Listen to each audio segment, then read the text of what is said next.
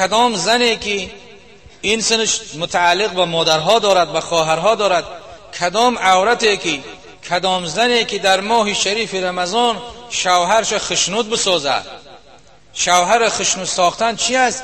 بر وقت پیش از شام طعام تیار کنه، باید زن دسترخوان کشاده کنه، در بالای دسترخوان همه نعمتها را تیار کنه، همه دختر و پسرش در سر دسترخوان جمع شود، شوهرش قطیر انتظار بیستن تا وقت شکویدن روزه.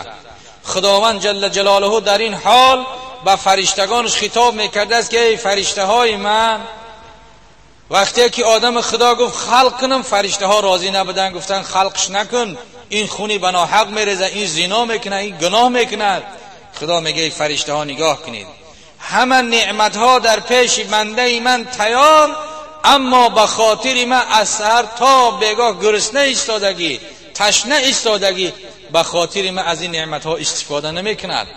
نگاه کنید خداوند به فرشته ها امر میکرده است در همون حالتی که همه ناز و نعمت تیار باشد، بنده اهل خانواده عائله دستها بردارن دعا کنن، هر دعایی که کنن صادقانه باشد، خداوند جل جلاله دعای اونها را قبول میکند.